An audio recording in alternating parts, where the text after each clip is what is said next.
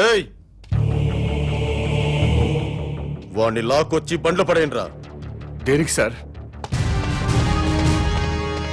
Shoot చేసి పారేస్తున్నా కొడక్కు. Public గా murder చేసి ఇంకా అమాయకంగా మాట్లాడుతున్నావా? నా భార్యను చంపేశారని రిపోర్ట్ ఇస్తే పనిచేయని చట్టం నేను మర్డర్ చేస్తే నన్ను అరెస్ట్ చేయడానికి ఎలా పనిచేస్తుంది సార్? నేను ఈ రాష్ట్ర పౌరుణ్ణి కాదు, భారతీయుణ్ణి కాదు. అలాంటప్పుడు మీ భారతీయ చట్టాలు నాకు వర్తించవని తెలియదా సార్?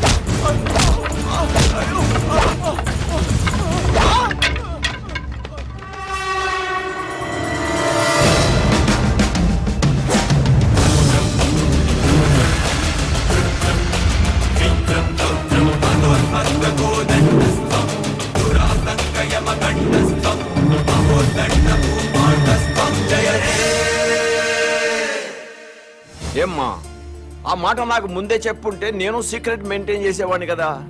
సొసైటీ మీద మీ ముగ్గురికైనా ప్రేమ నాకు లేదనుకుంటున్నావా? Thank you daddy. ఒకసారి ఫోన్ మహేష్కి ఇవ్వమ్మా. నమస్కారం సార్. బాబు, మా అమ్మాయి చెప్పడం వల్ల నీ గురించి తెలిసింది. మా బడుద్దాయిల వల్ల నీ కుటుంబాన్ని పోగొట్టుకున్నావు. అయినా ఇది నువ్వు వ్యక్తిగత కక్షతో చేయటం లేదు. I appreciate your attitude. నీకు తప్పకుండా హెల్ప్ చేస్తాను. Thank you sir. Sir, common man అసలు పేరు మహేష్. మీ అబ్బాయి శంకర్ని చంపినవాడు సార్. మహేష్ సీఎం కూతుర్ని కిడ్నాప్ చేయలేదు సార్, అంతా డ్రామా సార్. ఈ విషయం ముఖ్యమంత్రి గారికి కూడా తెలుసు సార్.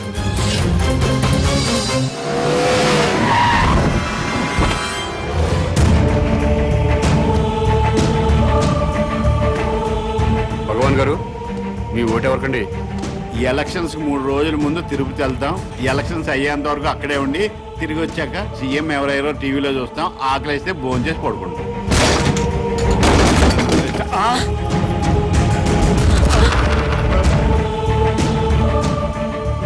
ఏమండి, భోజనానికి ఏమైనా పిలిచారా? దీన్ని భోజనాన్ని పిలవటం ఏంటే?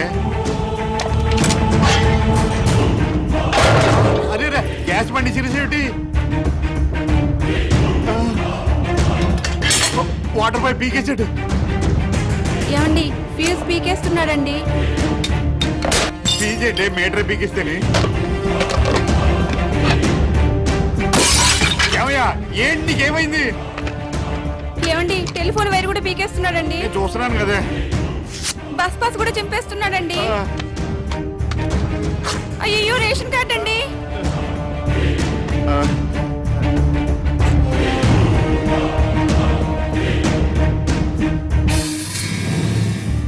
మీరెప్పుడూ ప్రభుత్వం ఇచ్చే గ్యాస్ కనెక్షన్ వాడడానికి వీల్లేదు. కార్పొరేషన్ ఇచ్చే మంచినీళ్లు తాగడానికి వీల్లేదు. డ్రైనేజ్ సిస్టమ్ వాడడానికి వీల్లేదు. ఆర్టీసీ బస్ పాస్ వాడడానికి వీల్లేదు. రేషన్ కార్డు వాడడానికి వీల్లేదు. బిఎస్ఎన్ఎల్ ఫోన్ వాడడానికి వీల్లేదు. ఏ, ఎందుకు వీల్లేదు? మేమేం తప్పు చేశాం?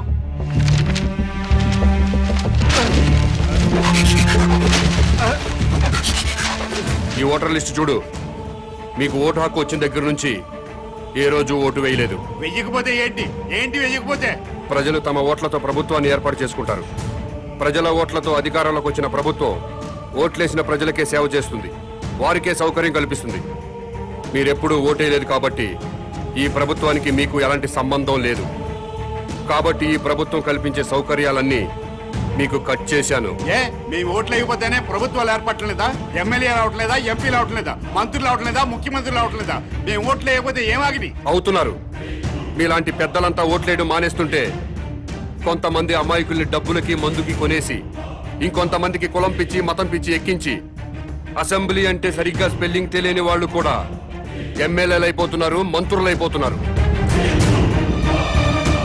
ప్రజల కోసం బతికిన పుచ్చలపల్లి సుందరయ్య లాంటి మహానుభావులు కూర్చున్న అసెంబ్లీలో భూ కబ్జాదారులుగా, ఫ్యాక్షనిస్టులుగా, అవినీతి పరులుగా ముద్రపడ్డ వాళ్ళు కూడా ఎమ్మెల్యేలుగా ఎంటర్ అవుతున్నారు. ఓట్లు వేయకుండా మీరు చేస్తున్న నిర్లక్ష్యానికి ఇదే పనిష్మెంట్. మీరు అమ్మ కడుపులో ఉన్నప్పుడు తెలియక అమ్మ కడుపును తన్నారు. తెలిసే ఇప్పుడు భరతమాత గుండెల మీద తంతున్నారు. అందుకే మీకు ఈ శిక్ష. టికెట్ కొంటేనే ఆర్టీసీ బస్ ఎక్కే హక్కు ఉంటుంది. ఓటు వేస్తేనే ప్రభుత్వ సౌకర్యాలను అనుభవించే హక్కు ఉంటుంది. ఈ రోడ్డు కూడా ప్రభుత్వం నిర్మించిందే. ఓటైన వాడు ఈ రోడ్డు మీద కాలు పెట్టే హక్కు లేదు. ఇలాంటి రౌడీజాలు చాలా చూసా. రోడ్డు మీద కాలు పెడితే కాలు చేస్తావా, మర్డర్ చేస్తావా, తొడగొడుతున్నా కాలు పెడతా.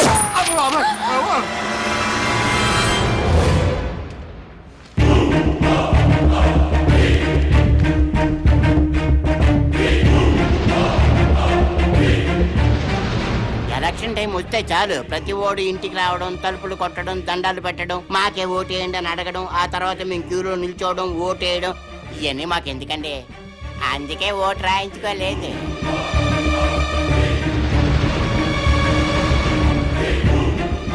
ఏ దేశం మీది? మీది మా దేశం కాదు, మా రాష్ట్రం కాదు, మా జిల్లా కాదు, మా దేశ పౌరులు కారు.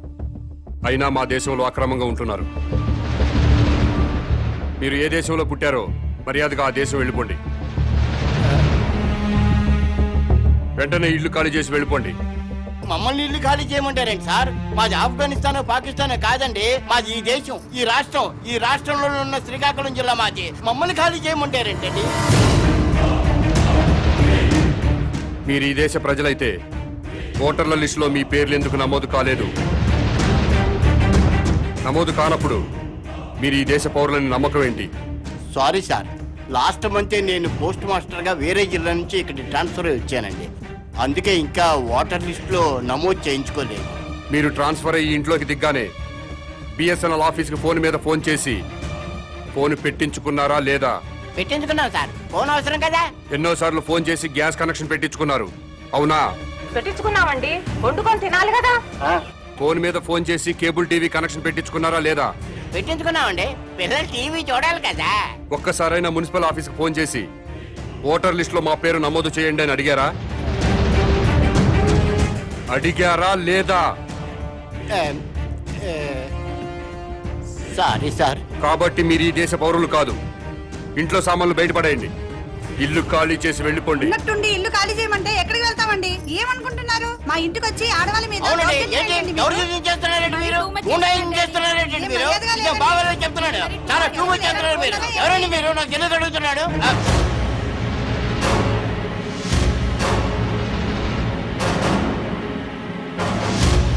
ఖాళీ చేస్తారా, చస్తారా? కామన్ మ్యాన్ ప్రతిపాదించిన ప్రతి అంశం అమలు జరిగితే నిజంగా రాజకీయాలు బాగుపడతాయి, ప్రజలు బాగుపడతారు.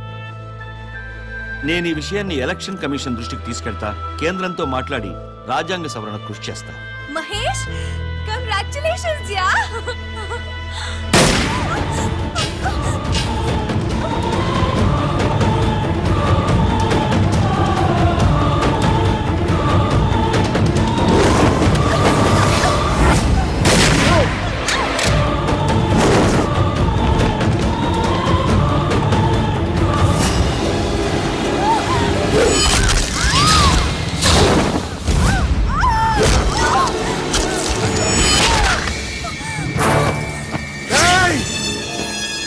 Hey!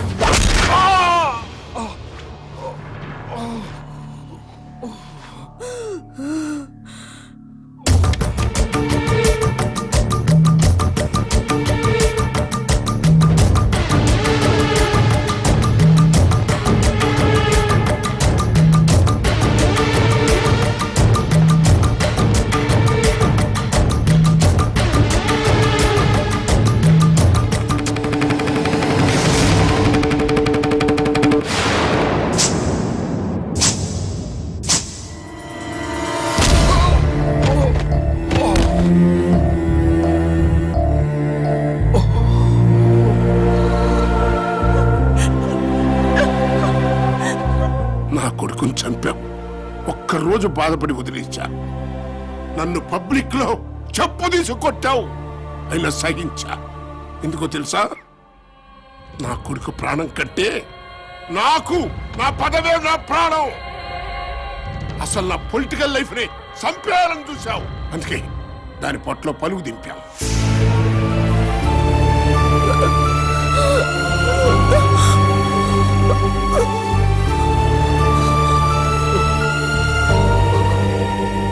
డబ్బులు లేకుండా మందు లేకుండా ఎలక్షన్ లో నిలబడాలా?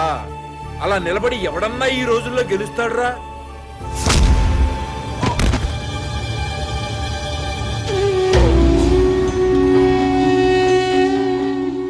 జనానికి సంక్రాంతి, రంజాన్, క్రిస్మస్ లాగా ఎలక్షన్స్ అంటే పెద్ద పండగరా, డబ్బుల పండగరా, మందు పండగరా.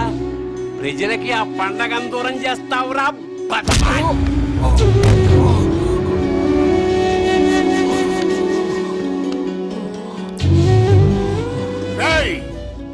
నేను చెప్పినట్టు చేస్తే నీ ఫ్రెండ్ బతుకుద్ది. చెప్పు, చేస్తావా లేదా?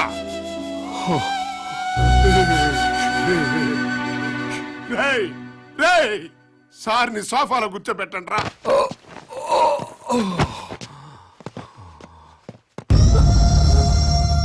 ఇప్పుడు మేము స్టింగ్ ఆపరేషన్ చేయబోతున్నాం. అంటే నువ్వు మంచాడు అని ప్రపంచం అంతా అనుకుంటోంది కదా. నిన్ను బ్లాక్ మెయిలర్ అని ప్రూవ్ చేయబోతున్నాం. ఇప్పుడు నేను చెప్పింది యాజ్ టీజ్ గా చెప్పేసి. సునీత, మొన్న నేను గవర్నర్ దగ్గర ఇచ్చిన స్పీచ్ అంతా సమాజం కోసం కాదు, డబ్బుల కోసం. రాజకీయ నాయకులు డబ్బులు లేనిదే ఎలక్షన్స్ లో గెలవలేరని నాకు తెలుసు. దాన్ని అడ్వాంటేజ్ గా తీసుకుని వాళ్ళని బ్లాక్ మెయిల్ చేశా. అన్ని పొలిటికల్ పార్టీలు 2000 కోట్లు ఇస్తే ఆ డబ్బు తీసుకుని నేను దుబాయ్ వెళ్ళిపోతా. ఆ తర్వాత పొలిటీషియన్స్ మళ్ళీ డబ్బు రాజకీయాలు చేసుకోవచ్చు. సునీత, ఎలా ఉంది ఐడియా? నువ్వు సీఎం కూతురు నన్ను సంఘ సంస్కర్త అనుకున్నారు కదూ. ఏం పర్వాలేదు, నీకు వాటా ఇస్తానులే. ఏ కామన్ మ్యాన్, ఇప్పుడు నేను చెప్పింది యాజ్ ఇట్ ఈస్ గా కొంచెం విలన్ లుక్ తో చెప్పేసి. రక్తం తొడవండ్రా. Video on. సునీత, మొన్న నేను గవర్నర్ దగ్గర ఇచ్చిన స్పీచ్ అంతా సొసైటీ కోసం కాదు, డబ్బుల కోసం. రాజకీయ నాయకులు డబ్బులు లేకుండా ఎలక్షన్లో గెలుస్తున్నారు. సెంటిమెంట్ కాదు నాకు కావాల్సింది, విలన్ గా కావాలి.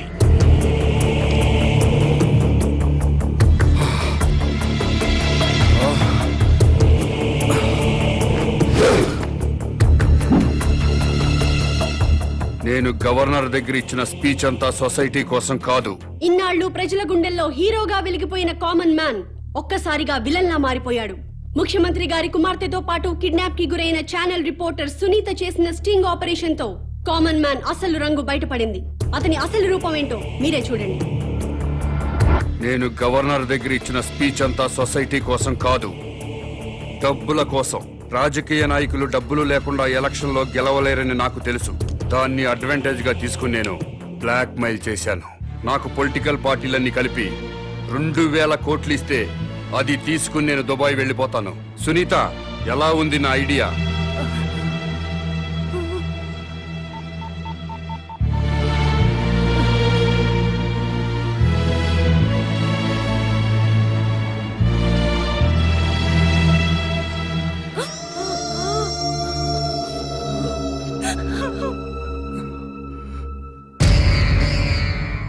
సునీతని హాస్పిటల్కి తీసుకెళ్ళండి సార్, మీకు దండం పెడతాను.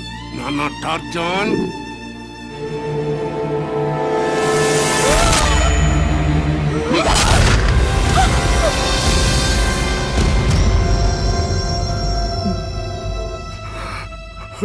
ఏ మ్యాన్ కామను, ఇప్పుడు నువ్వు మాట్లాడిందంతా ఆ జర్నలిస్టు షూట్ చేసి రికార్డ్ చేసేసి టీవీ వాళ్ళకి పంపేసింది. వాళ్ళు టెలికాస్ట్ చేసేశారు.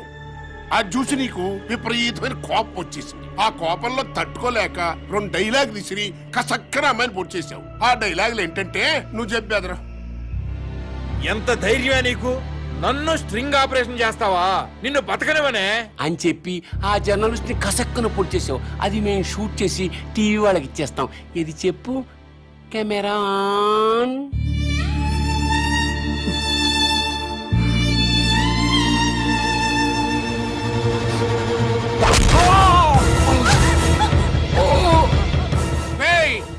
సీఎం కూతురు లేపేయండిరా. మరి మేం చెప్పమన్నట్టు చెప్తావా? చెప్పు. నన్నే స్టింగ్ ఆపరేషన్ చేస్తావా? ఎంత ధైర్యమే నీకు? నిన్ను బతకనివ్వను. కామన్ మ్యాన్ పరమ కిరాతకాన్ని కొడిగట్టాడు. స్టింగ్ ఆపరేషన్ చేసి తన నిజ స్వరూపాన్ని బయట పెట్టిందన్న కోపంతో ఛానల్ రిపోర్టర్ సునీతని అత్యంత దారుణంగా హత్య చేశాడు. అబ్బాయి చాలా మంచోడున్నాడు. ఏమిటిది? ఉండు ఉండు.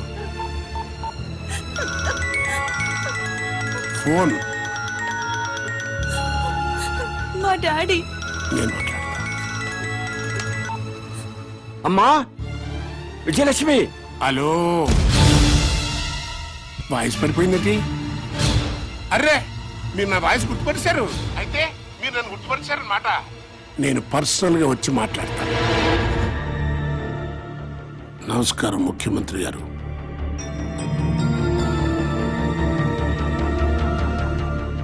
మీరు వయోభారం వల్ల ముఖ్యమంత్రి పదవి నుంచి తప్పుకుంటున్నారు.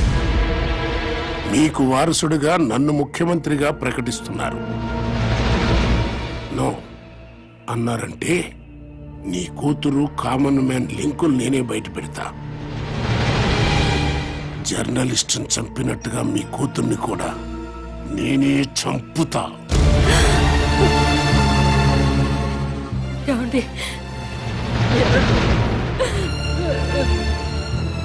ముఖ్యమంత్రి పదవికి ఈ రోజే రాజీనామా చేస్తాను. ప్రెస్ మీట్ ఏర్పాటు చేయండి. నేను బంధుప్రీతి లేకుండా రాష్ట్రానికి సేవ చేస్తున్న ముఖ్యమంత్రిని. నాకు ఇప్పుడే తెలిసింది నా కూతురు అసాంఘిక కార్యకలాపాలకు పాల్పడుతుందని. కామన్ మ్యాన్ తో కలిసి ఇల్లీగల్ యాక్టివిటీస్ కూడా చేస్తున్నట్టుగా తెలిసింది. కామన్ మ్యాన్ తో పాటు నా కూతుర్ని కూడా అరెస్ట్ చేయమని ఇప్పుడే పోలీస్ డిపార్ట్మెంట్ కి ఆర్డర్స్ ఇచ్చేశాను. వాళ్ళు లొంగకపోతే కాల్చి పారేయమని కూడా ఆర్డర్స్ ఇచ్చేశాను.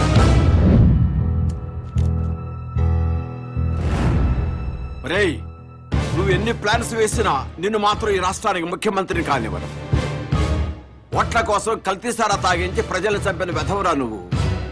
నీకు ఈ రాష్ట్రాన్ని పాలించే అర్హత లేదు.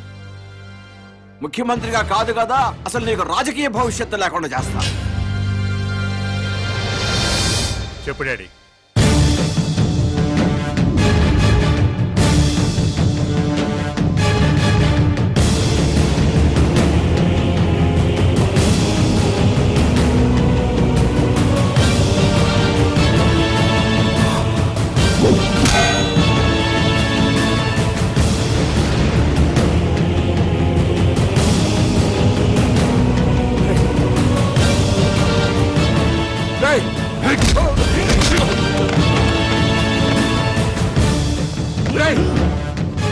వద్దురా, చంపదురా, చంపదురా రాయ్.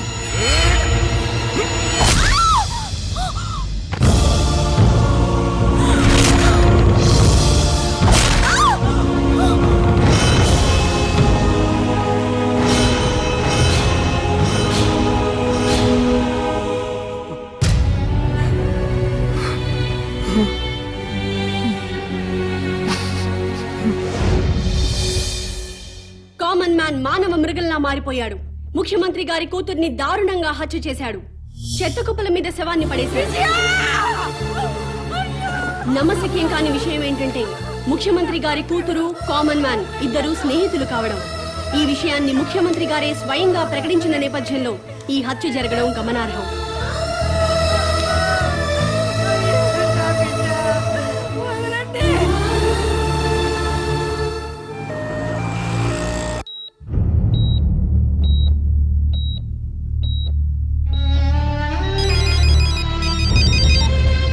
హలో సార్, బాడీని గవర్నమెంట్ హాస్పిటల్ తీసుకొచ్చారంట.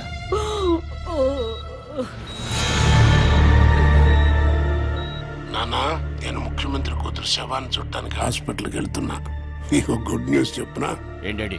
రేపే నేను ముఖ్యమంత్రి కాబోతున్నాను రా. పోలీసులు కామన్ మ్యాన్ కోసం వెతుకుతున్నారు రా. పోలీసుల అకౌంట్ లో కామన్ మ్యాన్ ని లేపి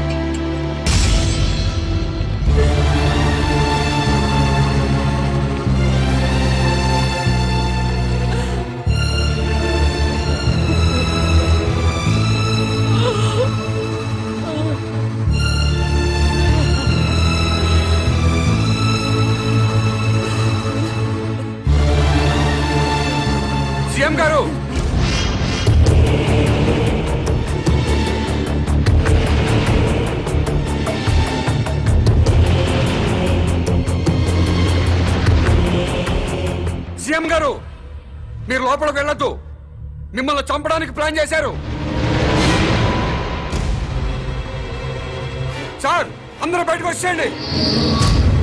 గవర్నర్ గారు ప్లీజ్ నా మాట వినండి సార్, ప్లీజ్ సార్ లోపలికి వెళ్ళొద్దు, రండి సార్. సీఎం గారు కూతురు చంపిన రాసుకెళ్ళి నీ మాట ఏమన్నా నమ్ముతాడు రా? అదంతా పాత కదయ్యా. ఇప్పుడు ఇప్పుడు ఆడిక్కడికి వచ్చింది సీఎం గారిని లేపేయడానికి. ఆ. కలిసేయి.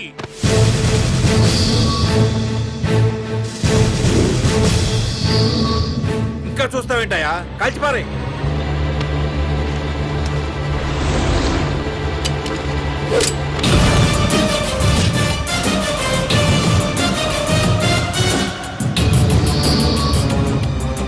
ఏమండి మన అబ్బాయి అండి. అంటే నేను పోతానే నడుసుకో. అయ్యా నా కొడుకుని చూడొద్దు. నాకు నా కొడుకు కంటే నా ప్రజలు ముఖ్యం, నా ముఖ్యమంత్రి ముఖ్యం. కలిసేయండి, కలిసేయి.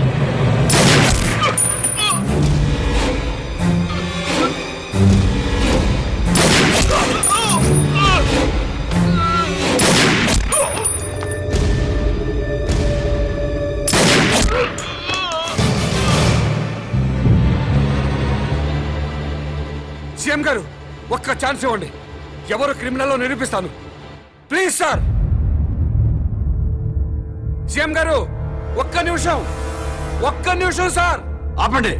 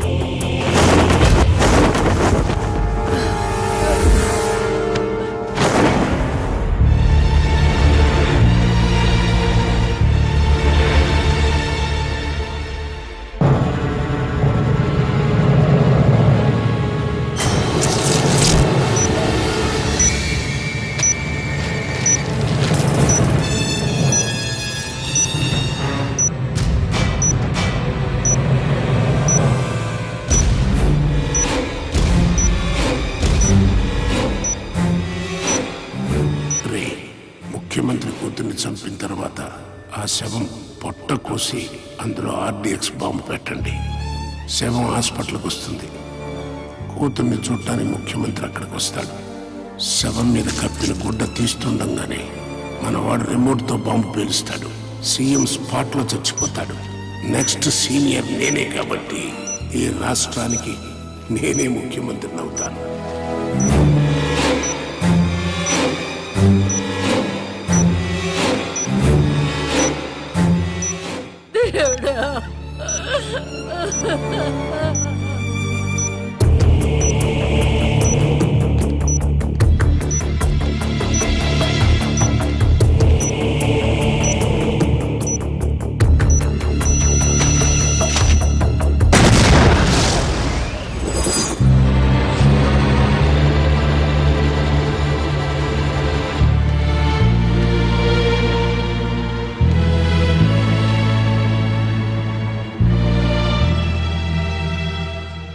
రాజకీయాల్ని వ్యాపార స్థాయి నుంచి స్థాయికి తీసుకొచ్చారా మీ ముగ్గురు.